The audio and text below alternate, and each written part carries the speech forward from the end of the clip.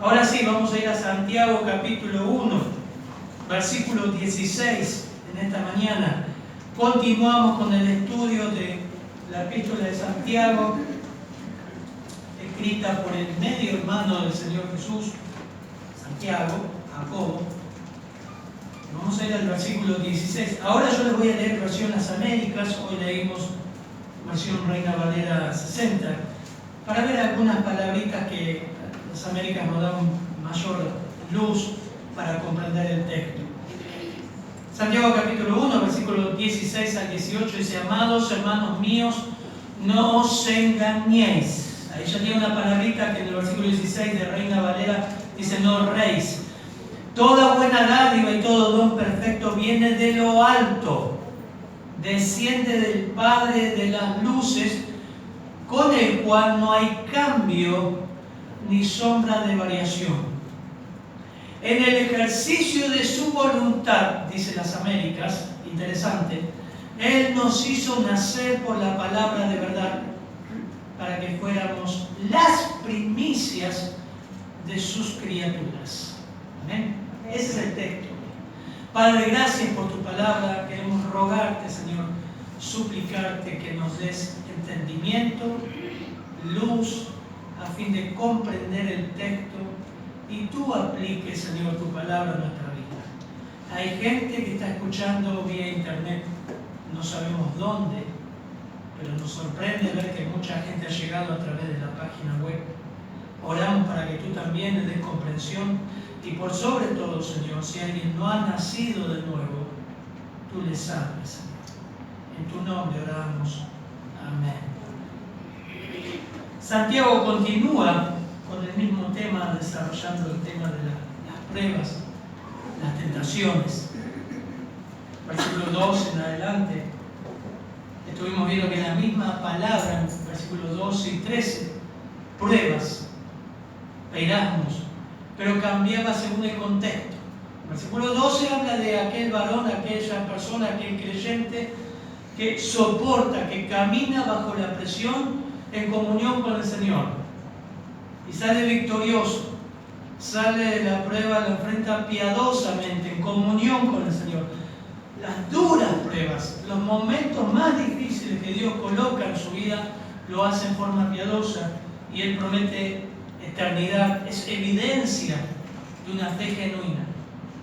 Versículo 13 vemos que la misma prueba puede tornarse en tentación en aquellos que no lo enfrentan en comunión con el Señor, en aquellos que desvían su mirada del Señor y empiezan a acariciar el pecado. Vimos todo el proceso, cómo se gesta el pecado. No está hablando de espíritu de demonio, no está hablando de Satanás, no hay agente externo. Santiago lo que hace, como vimos esta mañana, apela a que el traidor o la traidora está dentro nuestro. Se gestan del creyente, se gestan del corazón. Ese es el contexto del texto que vamos a ver ahora. Santiago da evidencia de que Dios no es culpable de que tomes malas decisiones y que peques. Porque lo primero que hizo estos creyentes, y Santiago dice en el versículo 13, cuando alguno es tentado, recuerden que es la misma palabra, pero cambia el contexto, según lo que, a dónde te aferras, te aferras al Señor o caminas por vos mismo, sin comunión con el Señor. Pero cuando alguno es tentado, no esté diciendo que Dios me puso acá. Y ahí empieza a dar pruebas de que Dios no es culpable. Recuerden que vimos varios pasajes, Proverbios 19, dice que el tonto fracasa y echa la culpa a Dios, dice versión actualizada Reina Valera. Y ahora Santiago sigue con el mismo tema y le dice el versículo 16, hermanos, no se equivoquen, versículo 16, amados hermanos míos, no os engañen. Y vuelve a afirmar Santiago que Dios no es responsable, versículo 16 estoy viendo, no es responsable de tu fracaso en caer en pecado. No se engañen. Es una palabra compuesta que el apóstol Pablo también usó varias veces, entre ellos Gálatas 6:7, el apóstol Pablo usa la misma palabra. No seas engañados, significa no sean embaucados, no sean encatusados. Y Pablo en Gálatas 6:7 dice, no se dejen engañar, de Dios nadie se burla, dice las Américas. Gálatas 6:7. Pues todo lo que el hombre siembre, eso también segará. Porque el que siembra para su propia carne, de la carne segará corrupción, pero el que siembra para el Espíritu, del Espíritu segará vida eterna. Así que Santiago, con un corazón plenamente pastoral, entendiendo lo que estaban pasando, sabiendo lo que estaban pasando, sabiendo de que ellos habían huido por la persecución, estaban siendo probados, estaban siendo presionados, pero sabía que algunos de ellos estaban sucumbiendo, estaban cayendo en medio de la prueba, estaban echando la culpa a Dios, estaban culpando a Dios por su pecado. Literalmente decían todo el tiempo, Dios me llevó a pecar. Eso estaban diciendo. Versículo 13. Estaban diciendo que es de parte de Dios. Ellos estaban mal, ellos estaban fracasando porque, bueno, soy de carne. ¿Recuerdan que vimos el domingo pasado? Dios me hizo así, con estas pasiones, con estas inclinaciones. Dios me colocó acá y bueno, uno cae. Todo eso vimos el domingo pasado. Escuchen el mensaje del domingo pasado. Pero ese es el contexto. Por eso Santiago es tan enfático en el versículo 16 y dice, no se engañen. Dios no es culpable de que peques. Dios no es culpable de que en la prueba tomes malas decisiones y no te aferres al Señor. Estuvimos viendo todo eso. Así que Santiago ahora va a decir que, miren, acá hay una cosa grave. Es que cuando usted peca, hermano, está diciendo a los judíos en la dispersión, usted tiene un mal concepto de Dios, usted tiene un mal diagnóstico, usted tiene una mala teología, usted no tiene teología propia, o la que tiene no la recuerda. Teología propia es el estudio acerca de la persona de Dios. Así que Santiago nos va a sumergir ahora y nos va a sumergir en lo que son las doctrinas acerca de Dios mismo, la persona de Dios y el propósito de Dios en nuestra vida.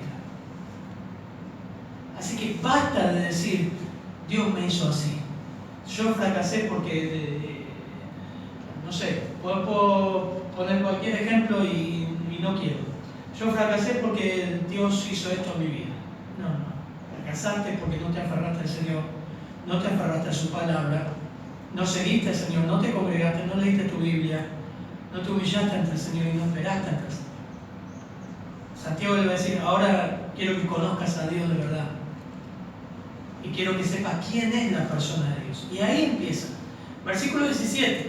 Santiago entonces le va a mostrar y quiere que consideren acerca de la persona de Dios y el propósito de Dios. ¿Quién es Dios?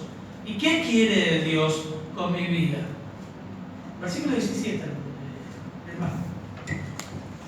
Toda buena dádiva y todo don perfecto desciende de lo alto, del Padre de las luces, en el cual no hay mudanza ni sombra de variación. Hermanos, dejen de engañarse a sí mismos. Vamos a ver un poquito más el domingo que viene, o el domingo que viene creo con la palabra. Santiago vuelve a repetir esa frase, dice, sean hacedores y no solamente oidores. Qué hermoso texto, lo va a predicar el pastor Cristian. Engañándose a ustedes mismos. No, el creyente puede engañarse a sí mismo.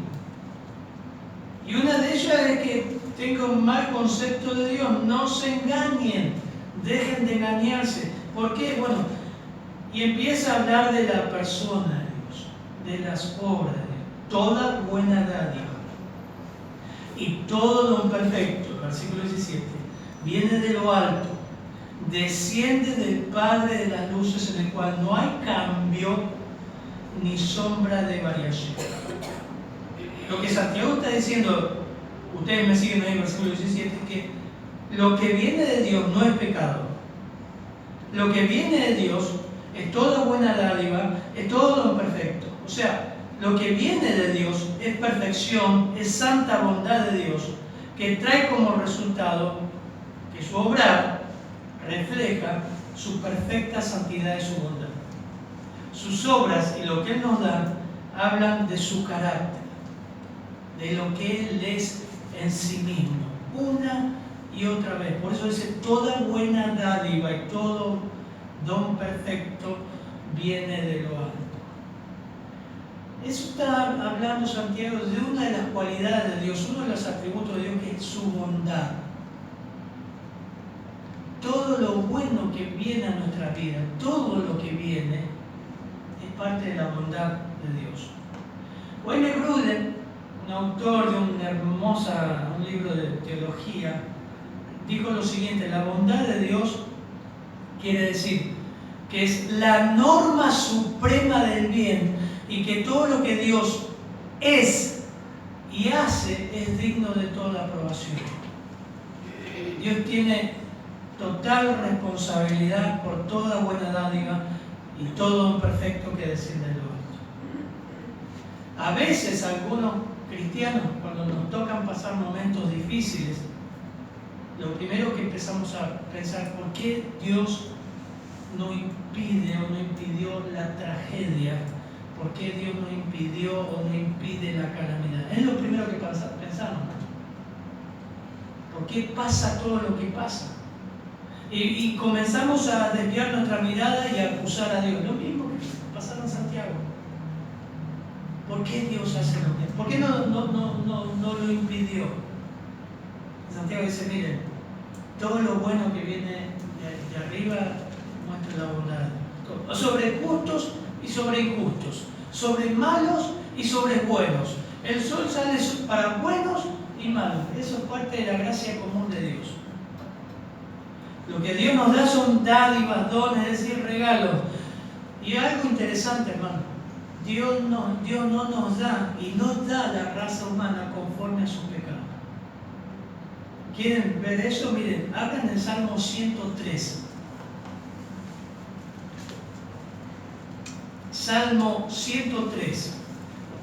Hermoso salmo para memorizar. Dice, bendice alma mía a Jehová y bendiga todo mi ser su santo nombre. Ese es el espíritu que Santiago busca del creyente, en este caso de los judíos en la dispersión.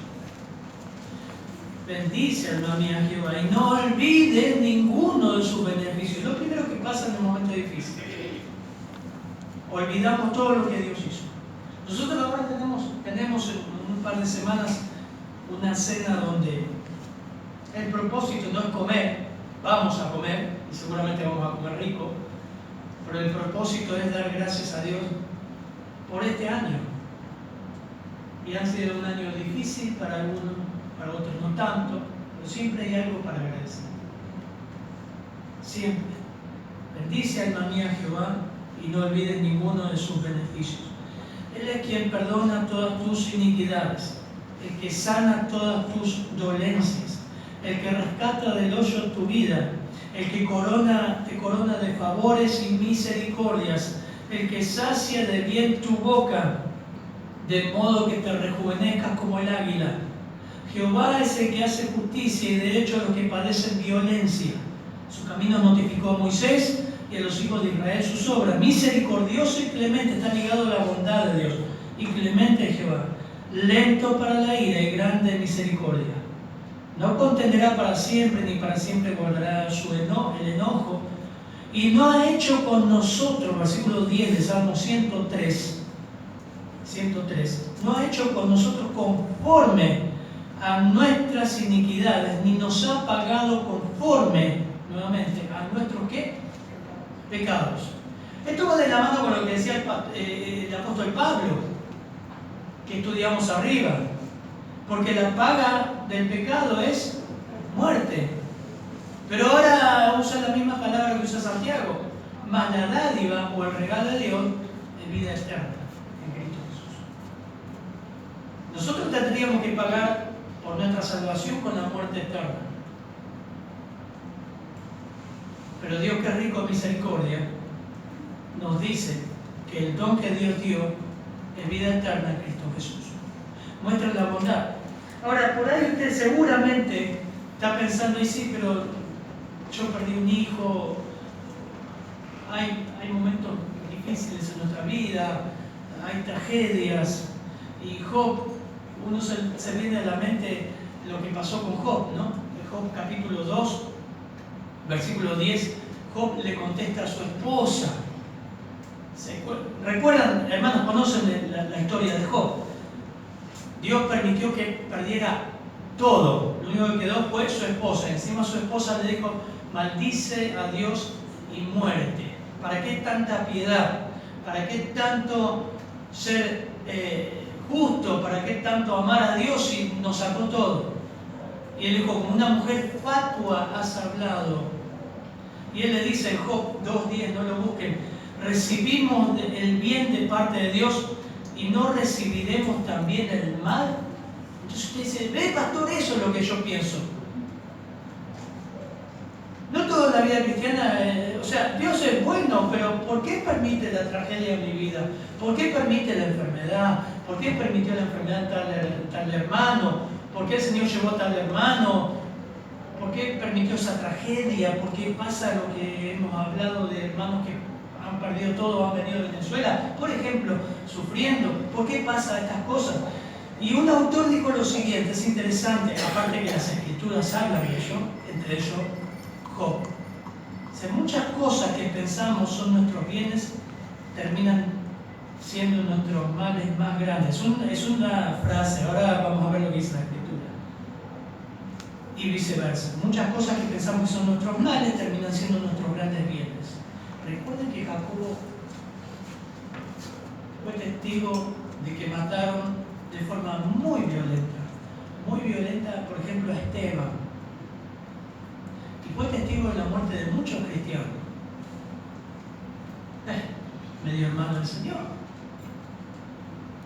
Él vio cómo crucificaron al Señor Jesús. Así que no diga: este hombre está hablando ahí cosas en el aire, no sabe lo que es sufrir. No. En la iglesia primitiva lo llevaban al Coliseo y lo mataban muy duramente. Pero ya hemos hablado cuando hicimos la introducción a la carta de Santiago, como ellos fueron testigos de cosas terribles con hermanos de la iglesia, y ahora de la dispersión. Pero dice este autor: muchas cosas que pensamos que son nuestros bienes terminan siendo nuestros males más grandes, y viceversa, muchas cosas que pensamos que son nuestros males terminan siendo nuestros grandes bienes. Nuevamente, como con la prueba y la tentación, se nos hace difícil a los seres humanos entender la naturaleza absoluta del bien y del mal, pero para Dios es distinto. Dios ve las cosas desde otra óptica. Su visión es total y absoluta. ¿Me entienden, hermano? A veces decimos: ¿por qué Dios permitió esto? ¿Por qué este año fue tan trágico para algunos y para otros fue tan lindo? Bueno, Pablo pasó lo mismo. Miren, vamos a buscar en 2 Corintios 12, 7, 9. Un ejemplo, por ejemplo.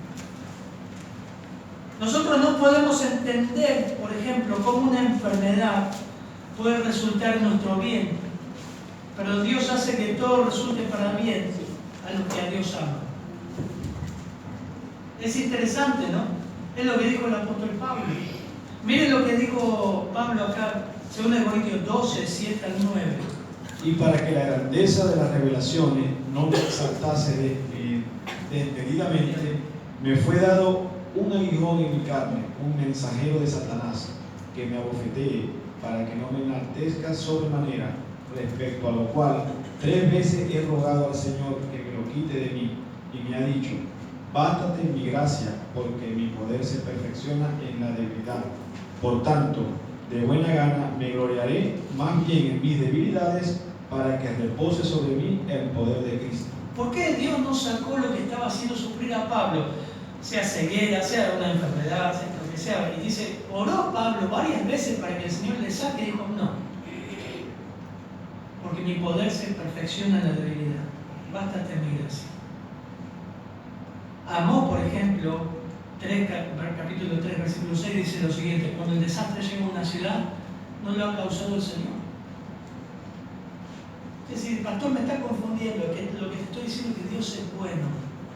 Y muchas veces va a utilizar la prueba, de nuevo, Santiago capítulo 1, para producir paciencia, la paciencia y madurez. Por ejemplo, Mateo 7:11, Lucas 11:13, no lo busquen, yo ya lo tengo impreso acá, pero Mateo dijo el Señor: entonces si vosotros sois malos, siendo malos, sabéis dar buenos dones a vuestros hijos, ¿cuánto más vuestro Padre que está en los cielos dará buenos dones a los que se lo piden? Santiago le está diciendo: hermanos, no se engañen, Dios es bueno. Dios da buenos dones. Dios hace las cosas para nuestro bien. Aún la calamidad la va a permitir para nuestro bien. ¿Para qué? Para aferrarnos más al Señor.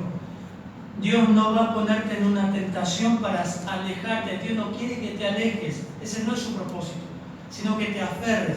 Y estos hermanos se estaban alejando y encima culpando a Dios y cayendo en tentación. Otra frase de Wayne Grudem dice: la bondad de Dios se relaciona estrechamente con varias otras características de su naturaleza, entre ellas amor, misericordia, paciencia y gracia. La definición de bondad de Dios. Así que la misericordia de Dios es su bondad hacia los afligidos. Su gracia es su bondad hacia los que solo merecen castigo. Y su paciencia es su bondad hacia los que continúan pecando en un periodo de tiempo. Qué simple lo define, ¿no? La bondad de Dios, ligada a su misericordia, a su paciencia, a su gracia.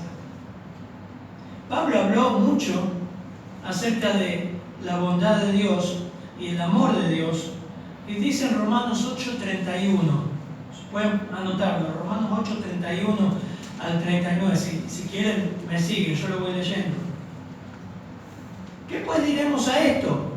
Podemos como engancharlo, ¿no?, con lo que viene diciendo Santiago. Dios es bueno.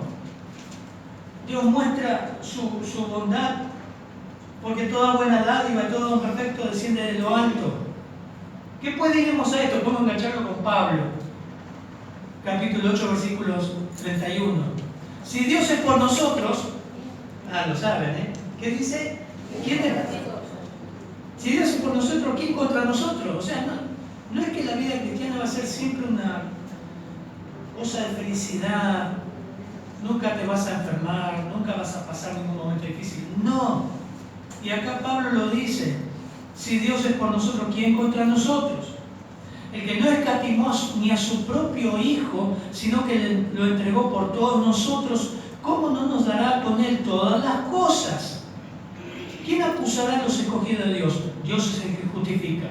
¿Quién condenará? ¿Quién es el que condenará? Cristo es el que murió, mas el que aún resucitó, el que además está a la diestra de Dios. Él también intercede por nosotros. Tenemos todo a nuestro favor. Lo que Pablo está diciendo, tenemos todo a nuestro favor en la lucha. Y sigue en el versículo 35 el apóstol Pablo diciendo: ¿y quién nos separará del amor de Cristo? Lo que estamos viendo recién. Dios es bueno. Toda buena dádiva, todo un perfecto desciende de lo alto. Él no quiere que te alejes de Él. Al contrario, el sufrimiento te va a acercar más. Y todo lo que tenemos bueno vino de Dios. Tus hijos vinieron de Dios. Tus padres vinieron de Dios. El hogar vino de Dios. Pero él dice, Pablo sigue diciendo: ¿quién nos separará del amor de Cristo? ¿Tribulación o angustia? ¿Persecución? Lo que Santiago está tratando acá. ¿Hambre, desnudez o peligro o espada? Como está escrito: por causa de ti somos muertos todo el tiempo. Somos contados como ovejas de matadero. Antes, en todas estas cosas somos más que vencedores por medio de aquel que nos amó. Por lo cual estoy seguro, miren que ¿se acuerdan cuando estudiamos Romanos? Lo vimos versículo por versículo. Estoy seguro, dijo el apóstol Pablo, que ni la muerte, porque la muerte es un paso. Para el creyente es un paso. Cerramos nuestros ojos. Todo creyente que ha muerto, que ha puesto su fe en Cristo, es un segundo. Cierra sus ojos, despierta. ¿Qué le dijo el Señor al reo en la cruz? ¿Se acuerdan? Nancy, ¿se acuerdan del domingo pasado? ella citó eso. No, la seguridad de salvación está porque cuando uno muere, ¿qué le dijo el Señor al reo en la cruz? ¿Es cierto? Te digo que algún día estarás conmigo en el paraíso. ¿No? ¿Qué dijo? Hoy estarás conmigo en el paraíso. Es un segundo. Cerrar los ojos y abrir en la presencia del Señor. Así que Pablo está diciendo, por lo cual estoy seguro que ni la muerte, ni la vida, ni ángeles, ni el demonio de este, ni el demonio de aquel, ni el demonio del fútbol, ni el demonio del celular, ni el demonio... ¿Vieron que todas esas cosas que inventan te alejan? No, ni ángeles, ni la vida, ni los ángeles, ni principados, ni potestades, ni lo presente, ni lo porvenir, ni lo alto, ni lo profundo, ni ninguna otra cosa creada. Eso lo cierra todo. Nada de eso nos separará del amor de Dios, que es en Cristo Jesús, Señor nuestro. Amén. Eso expresa lo que Santiago está diciendo. Hermanos, dejen de pensar así, Dios te ama. Y cuando permite situaciones difíciles para que más te aferres a Él, no hay otro camino. Como dijo el salmista Asaf, ¿a quién tengo yo en los cielos sino a ti? Y fuera de ti, nada deseo en esta vida. Eclesiastés también no lo anoté, pero me vino a la mente. Eclesiastés dice que Dios hizo el día malo y el día bueno, y permitió el día malo a fin de que el hombre considere. El día malo está para que considere. ¿Qué cosa? A Dios. Eclesiastés 7. Ahora, no solamente Santiago destaca hay más. Podemos hablar de la bondad de Dios, hacer un mensaje y nos quedamos cortos. Sino que pasa otro. Este es un atributo, lo que le llaman comunicables, la bondad de Dios. Comunicables porque al creyente es demandado que imite a Cristo de esta forma, ser buenos, ser dadivosos. Dios dio la creación, Dios nos dio a su Hijo una y otra vez. De tal manera amó Dios a este mundo que dio a su Hijo. Es un atributo de Dios comunicable. Pero ahora accede, en versículos mismos 77, a un atributo incomunicable. O sea que es solamente de Dios. 17, por favor. Toda buena dádiva y todo don perfecto desciende de lo alto, del Padre de las luces, en el cual no hay mudanza ni sombra de variación. Toda buena dádiva y todo don perfecto desciende de lo alto. Y ahora Santiago empieza a hablar del Padre de las luces, con el cual no hay cambio ni sombra de variación. Cambia ahora. El Padre de las luces para los hebreos siempre hablaba de Dios como creador, como el gran dador de la luz, en la forma del sol, la luna, las estrellas. Génesis capítulo 1, versículo 14 al 19 lo muestra. Siempre para el hebreo lo mostraban a Dios como el Padre de la luz. Jesús a sí mismo se refirió como la luz del mundo. Juan el Bautista lo identifica al Señor y lo presenta como la luz. Juan lo presenta como la luz que venía en el mundo. En el mundo estaba y el mundo por él fue hecho. Y lo presenta como luz. Pero a diferencia de esas luces, las luces que los hebreos conocían y que nosotros conocemos varían. Y ahí están los astrólogos, los tarotistas, que te dicen, vos sos nacido en Júpiter y vos sos nacido en tal, y hoy se alinean los planetas. Yo no sé de dónde sacan todo eso, pero ellos se creen estudiosos. Y bueno, los Reyes Magos eran astrólogos, no astrónomos. Y tenemos la diferencia en base a que los cuerpos celestes se mueven. Sabías eso, ¿no? Sabías que la Tierra es redonda. Vieron que hay ahora un grupo que dice que la Tierra es plana. Pero no vamos a entrar en eso. Pero los cuerpos celestes se mueven y afectan el clima, afectan las mareas, porque eso muestra que cambian, mutan. La luna hoy está en un cuarto menguante, cuarto creciente, luna llena, cambia. A eso se refiere Santiago, en el cual no hay cambio ni hay sombra de variación. ¿Cómo qué? Como los cuerpos celestes. Ellos también estudiaban. Los egipcios también estudiaban los cuerpos celestes. ¿Entendés esto, no? Hoy se habla también de cambio, ¿qué? Climático, porque hasta el clima cambia. Y siempre cambia. Ahora, qué linda definición esta es la importancia de esta doctrina. La inmutabilidad de Dios. ¿Saben qué significa inmutabilidad? Que no cambia. A diferencia de los cuerpos celestes, de las estrellas y del sol, Dios no cambia. La importancia de esta doctrina nos lleva a declarar el significado de inmutabilidad, dice Wayne Rudolph. Me gustó porque nos tuvimos que meter en el diccionario a estudiar esta doctrina y hacer como un breve resumen para traerles a ustedes y enriquecer.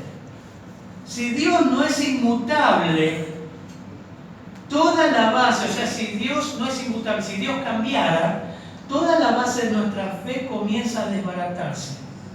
Y nuestra comprensión del universo empieza a deshacerse. Eso se debe a que nuestra fe, esperanza y conocimiento depende en última instancia de que una persona que es infinitamente digna de confianza, porque es absoluta y eternamente inmutable en su ser, perfecciones, propósitos y promesas radican nuestra confianza. El universo cambia, pero nuestra fe depende de alguien que no cambia. Dios mismo se presenta, hermano. Busquen, por las dudas alguno esté medio dormido, incluso en tu casa. Busca Malaquías, Antiguo Testamento. Ahí un poquito antes de Mateo, para ayudarte. Malaquías. Busquen. A ver, vamos a leer Malaquías capítulo 3.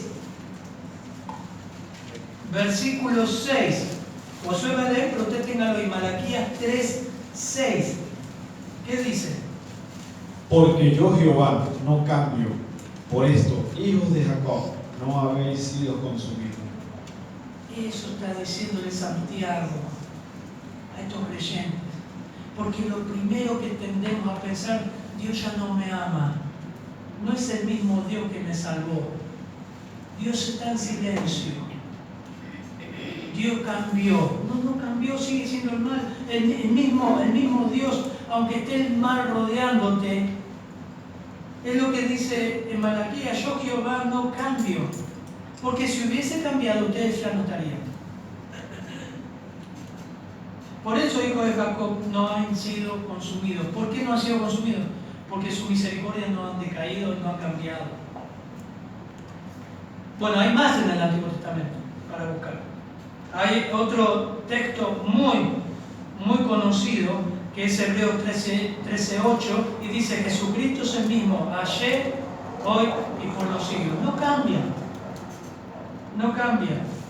Juan lo expresó: Dios es luz y no hay ninguna tinieblas en él. Lo que está diciendo, Dios no muta. Dios no es que está en un cuarto menguante, cuarto creciente, hoy no hay luna. Dios es el mismo, está ahí, en el mismo lugar. En el mismo lugar. Los cuerpos celestes que Dios creó tienen varias fases de movimiento y rotación, dijo un autor, cambiando de hora en hora y variando en intensidad y penumbra.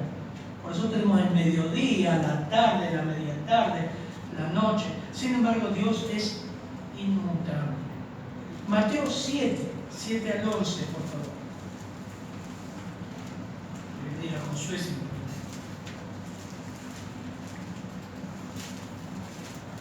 Mateo 7, 7 al 11.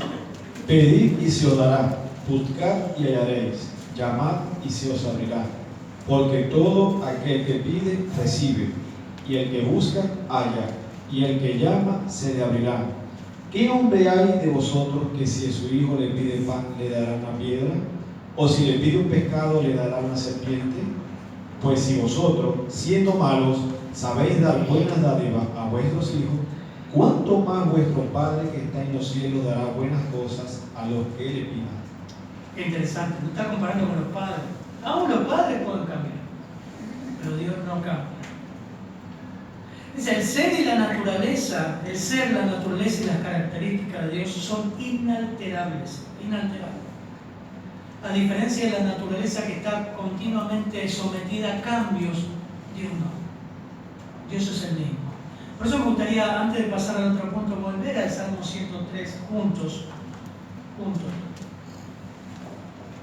Y ver que en la persona de Dios, Santiago lleva ahora a los creyentes a decir, no, dejen de decir que Dios me puso en esta situación, que Dios es el culpable que yo peque. Dejen de decir eso, porque Dios es santo, santo, santo. Dios es bondadoso y Dios no cambia. Su bondad está expresada en sus dádivas, en sus beneficios, su inmutabilidad. Él no cambia como cambian las circunstancias de las personas. No está sometido bajo presión. Bendice, alma mía, Jehová. Y bendiga todo mi ser su santo nombre. Bendice, alma mía, Jehová. No olvides ninguno de sus beneficios. Él es quien perdona tus iniquidades, todas tus iniquidades. Sana todas tus dolencias. Rescata del hoyo tu vida, porque va a haber momentos que vas a estar en el hoyo. Él es el que te corona de favores y misericordias. Resume lo que Santiago dijo recién. Sacia de bien tu boca de modo que te rejuvenezcas como el águila. Jehová es el que hace justicia y derecho a todos los que padecen violencia. Su camino notificó a Moisés y a los hijos de Israel sus obras. Misericordioso y clemente Jehová, lento para la ira y grande en misericordia. No contenderá para siempre, ni para siempre guardará el enojo. No ha hecho, esto me encanta, hermano, no ha hecho con nosotros conforme a nuestras iniquidades, y nos ha pagado conforme a nuestros pecados. Amén. Primer punto. Segundo punto. Versículo 18, por favor, hermano. 18. Él, de su voluntad, nos hizo nacer por la palabra de verdad, para que seamos primicias de sus criaturas. En el ejercicio de su voluntad, dice Santiago, Él nos hizo nacer por la palabra de verdad, para que fuéramos primicias de sus criaturas. Es lindo ver otras versiones también. Y ahora Santiago también va a hablar de, y va a ir más atrás, va a mostrar la salvación que tenemos en Cristo Jesús. No solamente va a mostrar atributos de Dios, sino va a mostrar cómo nos salvó. Y por lo menos son 4 elementos activos de nuestra salvación. ¿Por qué Dios me salvó? ¿Qué quiso hacer? ¿Cómo lo hizo? Y bueno, el primer elemento que aparece acá en Santiago, así de sencillo, él dice versículo 18, en el ejercicio de su voluntad. ¿Lo ven? Como dice Reina Valera 60, ahí dice versículo 18, él, de su voluntad. Las Américas dice, en el ejercicio de su voluntad. Está buenísimo. Lo aclara bien de que la salvación fue un ejercicio de la voluntad de Dios, no mía. No nació en mí. No, fue Él el que lo hizo. Y la regeneración es enteramente un acto de Dios. Así de sencillo. ¿Cómo fue que fui salvo? Recuerden esto. Ustedes son el fruto de una decisión de Dios, de una elección de Dios, de algo que Dios hizo en el ejercicio de su voluntad. La frase Él o de su voluntad puede traducirse por su voluntad, porque Él quiso. Y es interesante porque es tan pasivo. No les voy a decir la palabra en el original, no interesa, pero la palabra ahí de su voluntad significa que fuimos receptores de lo que Él hizo. No hicimos nada. Pregunto, levante la mano, ahora sí, la gente que está escuchando no lo va a ver. ¿Cuántos de ustedes planearon su nacimiento? Dígame. ¿Le dijiste a tu mamá o a tu papá, quiero nacer, quiero que me gesten? No hay nadie acá. ¿Y cómo nacieron? ¿Cómo llegaron a ser personas? Bueno, porque papá y mamá decidieron, porque Dios quiso. Pero ninguno de nosotros planeó nacer. Y en las Escrituras, acá Santiago está presentando una de las doctrinas que más combaten muchos creyentes, que en el acto de ser salvo lo decidió Dios. En primer lugar, yo sé, a veces, pero pastor, nosotros creímos, ahora creímos, sí, pero el punto inicial vino de Dios. Por eso Efesios dice desde antes de la fundación del mundo. Ningún niño ha venido al mundo por su propia voluntad o plan. Su concepción, gestación y nacimiento están totalmente fuera de su conciencia y control. Es simplemente un receptor pasivo de la voluntad y acción de sus padres.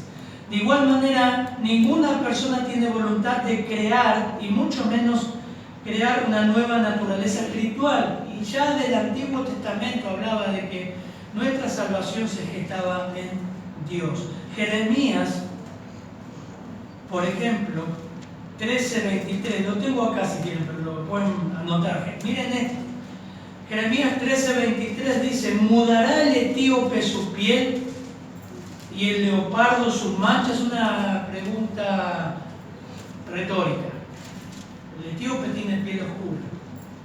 El leopardo tiene manchas, ya saben que tiene manchas. No he visto ningún leopardo albino, puede ver, qué sé yo. El leopardo tiene manchas. Lo que está diciendo acá: mudará por sí mismo su piel y el leopardo sus manchas. Así también podréis vosotros hacer bien estando habituados a hacer mal. Pregunta retórica, la respuesta es no. ¿Qué te está mostrando acá ya Jeremías? Que la conversión es algo soberano de Dios. Dios hace. Mira, podemos enseñar buena conducta. A veces nos frustramos, ¿no? Porque queremos que la gente cambie, nuestros hijos cambien, nuestros padres cambien, sean buenos. Pero lo que te está diciendo eso viene con una nueva naturaleza. Ellos pueden aprender algún modismo, alguna conducta, pero realmente su maldad no va a cambiar. No viene de afuera, viene de adentro. ¿Cómo? Viene de Dios, del Padre de las luces. Vamos a buscar ahora Jeremías 13:31, por favor, hermano. Lo leo. Bueno, 31 al 33. Al 34. 31 al 34. Jeremías 13. Y aquí. Bueno, lo leo. He aquí que vienen días, dice Jehová, los cuales haré nuevo pacto con la casa de Israel y con la casa de Judá. No como el pacto que hice con sus padres el día que tomé su mano para sacarlos de la tierra de Egipto, porque ellos invalidaron mi pacto, aunque yo fui un marido para ellos, dice Jehová. Pero este es el pacto que haré con la casa de Israel después de aquellos días, dice Jehová. Daré mi ley en su mente, las escribiré en su corazón, y yo seré a ellos por Dios y ellos me serán por pueblo. No enseñará más ninguno a su prójimo, ni ninguno a su hermano, diciendo conoce a Jehová, porque me conocerán desde el más pequeño de ellos hasta el más grande, dice Jehová, porque perdonaré la maldad de ellos y me acordaré de su pacto. 31. Ya estaba dicho en el Antiguo Testamento que Dios haría ese cambio en el corazón de las personas.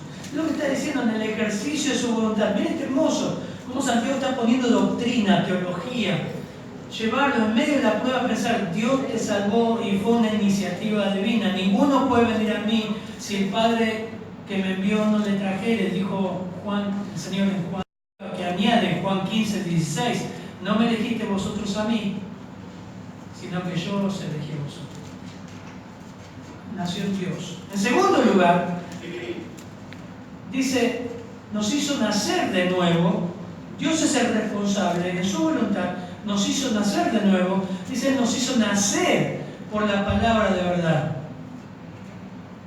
Y este verbo nacer acá, Él nos hizo nacer, es el mismo que aparece en el versículo 15, que hoy decíamos en el inductivo. Después, cuando la pasión ha concebido o ha hecho nacer, da a luz el pecado.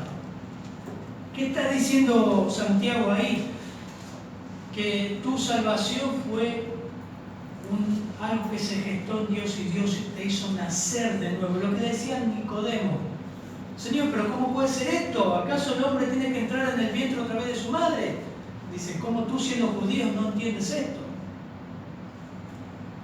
En la misma traducción dice un autor: la regeneración es el acto secreto de Dios mediante el cual imparte una vida espiritual nueva, también conocido como nacer de nuevo. La regeneración es el acto secreto de Dios mediante el cual imparte vida espiritual nueva, también conocido como nacer de nuevo. Y Santiago le está haciendo recordar: recuerden, Dios tomó la iniciativa y los hizo nacer de nuevo, una nueva criatura. Él los concibió. Fíjese que no da lugar al hombre. Le está mostrando el acto soberano de Dios en su salvación. El nuevo nacimiento no lo ve ningún ojo humano, pero puede experimentarse por cualquier corazón humano que acude a Dios mediante la fe en Cristo y se evidencia en una vida transformada. Efesios, por ejemplo, dice: pero Dios, que es rico en misericordia, Efesios 2, versículo 4, por causa del gran amor con que nos amó, aun cuando estábamos muertos en delitos y pecados, nos dio vida juntamente con Cristo. Por gracia habéis sido salvados. Es el mismo tema que está dando Santiago. Estábamos totalmente muertos, no casi muertos, no enfermos por el pecado, muertos, espiritualmente muertos, y Él nos dio vida. Es lo mismo que Ezequiel 36, 26, lo leo, dice: además os daré un corazón nuevo y pondré un nuevo espíritu dentro de vosotros. Quitaré de vuestra carne, metafóricamente hablando, el corazón de piedra y le daré un corazón de carne. Santiago dice: Él los hizo nacer. Qué hermoso para alabar a Dios, ¿no? Eso ocurrió en nuestra vida. En algún momento, hermanos, ha ocurrido eso. Nos hizo nacer de nuevo. Pero ¿cómo ocurre? Y Santiago lo dice en tercer lugar: las Escrituras llegaron a nuestra vida en algún momento. ¿Cómo ocurre? Él lo dice, versículo 18 nuevamente, por favor. Él, de su voluntad, nos hizo nacer por la palabra de verdad, para que seamos primicias de sus criaturas. Nos hizo nacer de su voluntad. Pero en tercer lugar dice: por la palabra de verdad. Por la Biblia, por las Escrituras. ¿Cómo fue que Dios, qué usó Dios para que una persona nazca de nuevo? No fue algo mágico, no fue algo místico, no fue la meditación trascendental, fue las Escrituras. Díganme, hermano, ¿cuántos de ustedes han sido salvos por medio de las Escrituras? Puede haber sido un mensaje de una radio, puede haber sido un folleto, puede haber sido una predicación, empezar a leer la Biblia, pero nacimos de nuevo por medio de las Escrituras. Los creyentes nacen de nuevo y se regeneran por el poder de la palabra de Dios. Una y otra vez aparece en el Nuevo Testamento esto, Efesios 1:13. En él también vosotros, habiendo oído la palabra de verdad, el evangelio de vuestra salvación, lo estudiamos arriba, y habiendo creído en él, observen los verbos, habiendo oído la palabra de verdad, el evangelio, y habiendo creído, fuiste sellado con el Espíritu Santo de la promesa. ¿Qué tuvo que ocurrir para ser salvo? Es todo un acto que no sabemos en qué momento ocurre, pero Dios usa su palabra y nos regenera. Tesalonicenses 2:13, la primera carta de Pablo, dice: por esto también nosotros, sin cesar, damos gracias a Dios de que cuando recibiste de nosotros la palabra, el mensaje de Dios, la aceptaste, no como palabra de hombres, sino como lo que realmente es la palabra de Dios, la cual también hace su obra en vosotros los que creen. Palabra clave en ese versículo 13 del capítulo 2, la palabra. Recibisteis la aceptaste y obra. Recibiste, aceptaste y obra. Hermanos, las Escrituras llegaron a su vida, acuérdense de eso. Él de su voluntad les hizo nacer. Él quiso engendrarlos. ¿Cómo los va a entregar a la tentación para que se alejen de Él? No. Dios no quiere que vos te pierdas. Dios no va a ponerte en ninguna tentación a Dios no es humana, pero fiel es Dios que no nos dejará ser tentados más de lo que podamos resistir. El problema de caer en la tentación, ¿quién es? ¿Quién es? El diablo. No escucho. Nosotros. Recuerda, el traidor está dentro nuestro. Dios no tiene que ver en eso. Dios coloca situaciones difíciles, pruebas para que nos aferremos más a Él. Porque Él nos hizo nacer de nuevo con la palabra de verdad. ¿Con qué propósito? ¿Para qué soy salvo? ¿Qué propósito tiene ser salvo? Leemos versículo 18. Él, de su voluntad, nos hizo nacer por la palabra de verdad, para que seamos primicias de sus criaturas. Para que fuéramos las primicias.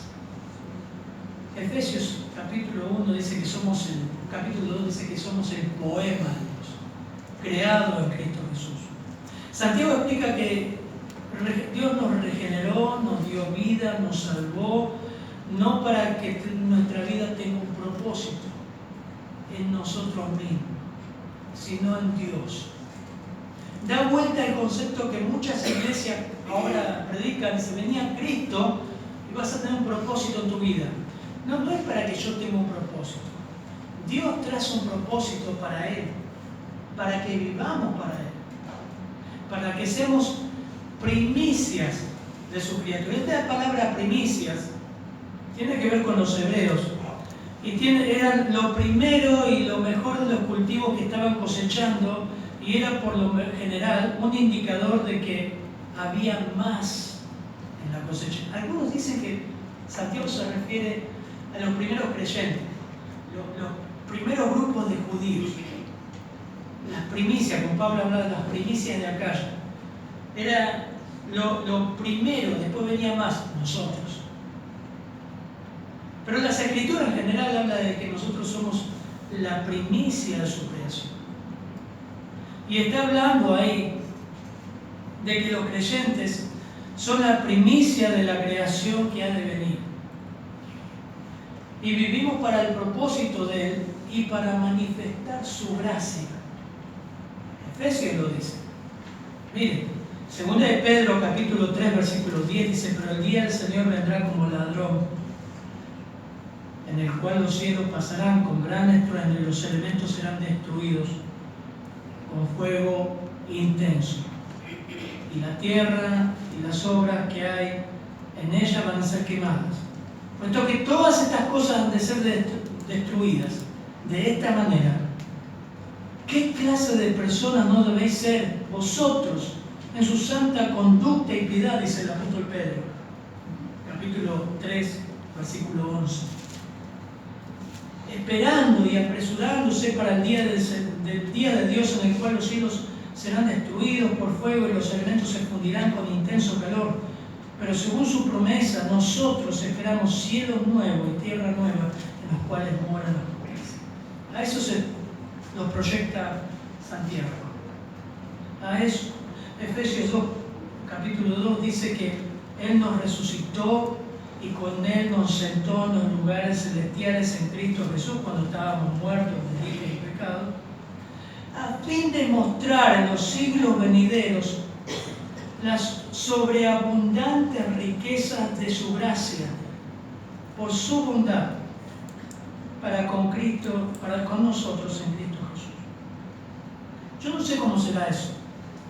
Lo que la Biblia muestra, y también en Romanos 8, 19, 21, es que cada uno de nosotros vamos a hacer no solamente el poema de Dios, sino el trofeo de gracia, de exhibir en la nueva creación lo que Él hizo a través de Cristo en nosotros. Es un honor ser salvo. Es un privilegio haber sido salvo. Porque nacimos de nuevo para mostrar y al mundo también la gracia de Dios. Somos una muestra de la bondad, de la gracia de Dios, de un Dios que no cambia, que sigue salvando. Miren Romanos 8, 19, 21. Porque el anhelo ardiente de la creación es el aguardar la manifestación de los hijos de Dios. Porque la creación fue sujetada a vanidad, no por su propia voluntad, sino por causa del que la sujetó en esperanza. Porque también la creación misma será libertada de la esclavitud de corrupción a la libertad gloriosa de los hijos de Dios. No erréis. Dios es bueno. No olvides ninguno de sus beneficios. No nos ha pagado conforme a nuestros pecados. Dios no cambia aunque todo se haya puesto oscuro en tu vida. Porque ¿qué nos separará del amor de Cristo? Hambre, desnudez. Sigue siendo igual. Él lo dijo en Malaquías 3, yo no cambio. Cristo es el mismo ayer, hoy y mañana. No erréis. Él te salvó, tomó la iniciativa, te puso vida, un corazón nuevo, una nueva naturaleza, con el fin de exhibirte como trofeo de su gracia. Amén. Padre, gracias por tu palabra. Gracias por Santiago, que nos está enseñando y recordando aún doctrinas tan importantes como es tu inmutabilidad, tu bondad, tu gracia. Que la salvación que tenemos no empezó en nosotros, empezó en ti, Señor. ¿Por qué estamos hoy acá un domingo, Padre? Gracias. Ayuda a que cada hermano pueda entender este mensaje y también llegue el mensaje de la salvación a los incrédulos y puedan postrarse ante ti, rogar por perdón, rogar porque Cristo les perdone y ser salvos. En tu nombre.